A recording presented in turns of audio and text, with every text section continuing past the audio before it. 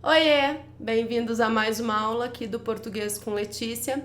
Esta é a terceira aula de figuras de linguagem. Já fizemos outras duas, o link vai estar aqui na descrição, então se você ainda não viu, quando terminar essa aula vai lá ver. Eu coloquei aqui também o resumo das três aulas, para que você saiba o que tem em cada aula. Então, na aula de hoje, nós vamos ver hipérbole, eufemismo, gradação e ironia. Vamos à aula. A hipérbole é a figura do exagero. Nada melhor do que chamar atenção para alguma coisa do que exagerar essa coisa. Então eu trouxe um pedaço de uma música do Ivan Lins, muito conhecida na voz da Elis Regina, que se chama Madalena. Ó Madalena, o meu peito percebeu que o mar é uma gota comparada ao pranto meu. Por que aí temos uma hipérbole? Porque veja, se você presta atenção nos dois últimos versos daqui, o mar é uma gota comparada ao pranto meu. O que é pranto? Choro. O eu lírico está dizendo aí que ele chora tanto, tanto, tanto, que o mar parece uma gota perto de toda a lágrima dele. A gente sabe que isso não existe, obviamente, ninguém pode chorar tanto a ponto de se igualar ou ser superior ao mar, né? Claro, não precisa explicar isso. Portanto, mas ele quer dizer que ele chora realmente muito. E se ele quer dizer que ele chora realmente muito, ele achou, então, por bem comparar a quantidade de lágrimas dele à quantidade de água que tem no mar. Portanto, é uma hipérbole, porque a gente sabe que é impossível chorar tanto quanto o mar. Outro exemplo de hipérbole tem na música Chega de Saudade, do Tom Jobim e do Vinícius. Veja, mas se ela voltar, que coisa linda, que coisa louca, pois há menos peixinhos a nadar no mar do que os beijinhos que eu darei na sua boca. Dentro dos meus braços, os abraços hão de ser milhões de abraços, apertado assim, colado assim. Abraços e beijinhos e carinhos sem ter fim. Então, essa música, de novo, fala de mar, né? Mas ele tá dizendo que ele vai dar tantos beijos na amada dele que tem menos peixinhos a nadar no mar, tem menos peixes no mar do que todos os beijos que ele dará na sua amada. E então isso, obviamente, é um exagero e ele não vai dar tantos beijos assim na amada dele, ainda que ele fique a vida toda beijando, né? Portanto, ele utilizou a figura de linguagem chamada hipérbole, que é a figura do exagero.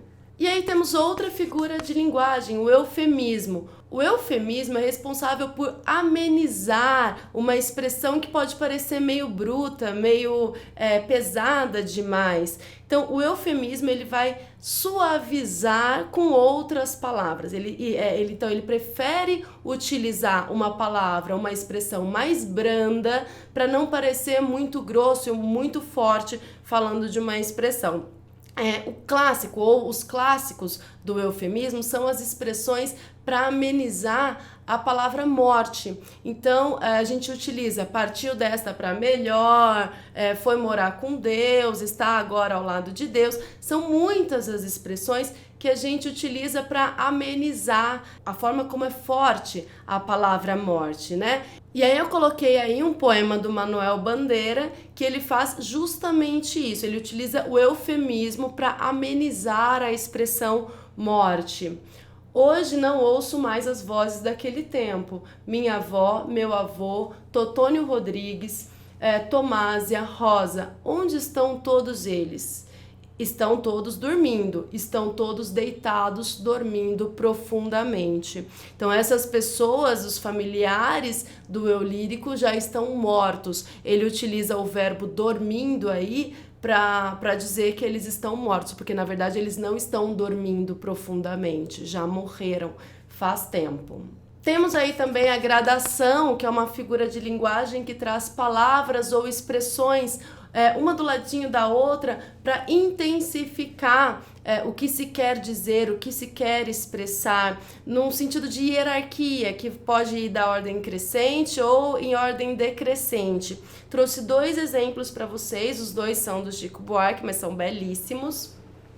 Mais são belíssimos. Entendi esse mas. Não, eles são do Chico Buarque e obviamente são belíssimos. Portanto, são belíssimos. Errei aí na conjunção. Vai ter uma aula de conjunção, né, inclusive. Vai ter uma aula de conjunção para você não errar, assim como eu. Não, mas é que eu pensei que os alunos ficam de saco cheio de tanto exemplo do Chico Buarque que eu trago. E aí por isso que eu falei, ó, do Chico Buarque, mas ó, não se preocupa, são lindos. Foi isso que eu quis dizer. Entendi. É. Bom, gradação. 2 exemplos de Chico Buarque. E quem sabe então o Rio será alguma cidade submersa. Os escafandristas virão explorar sua casa, seu quarto, suas coisas, sua alma, desvãos. Então aqui, neste exemplo, a gradação ela está decrescendo. Então ele parte da casa, explorar sua casa, o seu quarto é menor do que sua casa, suas coisas que estão dentro do seu quarto, sua alma que está dentro de você e os desvãos, todos os cantos, todos os vãos ou os não vãos do seu quarto serão explorados aí pelos escafandristas. Quando o Rio for uma cidade submersa. É um trecho de Futuros Amantes. Ele coloca então aí elementos, expressões, ideias que estão numa ordem decrescente. Já no próximo exemplo, essa ordem é crescente. Veja, é um trecho da música Palavra de Mulher. Pode ser que a nossa história seja mais uma quimera e pode o nosso teto, a lapa, o rio desabar.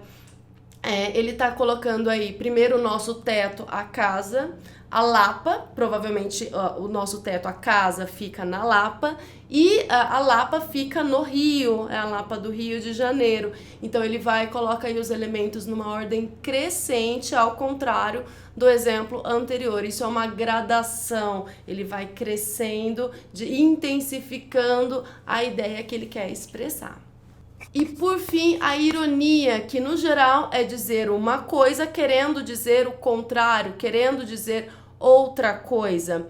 Eu trouxe aí um exemplo da música da Nayara Azevedo, R$50, e começa com trechos muito irônicos, com versos muito irônicos. Bonito, que bonito, hein? Que cena mais linda, será que eu estou atrapalhando o casalzinho aí? Ela utiliza essa expressão bonito, que cena mais linda, de forma irônica, porque na verdade ela não acha lindo. No decorrer da música, depois no contexto da música a gente percebe que ela flagrou o marido dela com outra pessoa, então na verdade o marido dela estava traindo e portanto ela não acha bonito, ela não acha uma cena linda e ela disse isso querendo dizer exatamente o contrário. Ela foi irônica, utilizou então a ironia. Tem muitas outras formas de se usar a ironia e nem sempre a ironia é tão explícita, tão escancarada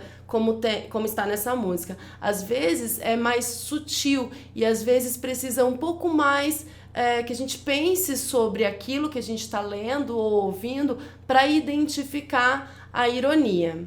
Então esta foi a terceira aula sobre figuras de linguagem. Os links das aulas 1 e 2 estarão aqui na descrição, não deixe de assistir. Deixe um like, compartilhe com os amigos. Um grande abraço, até a próxima, tchau, tchau!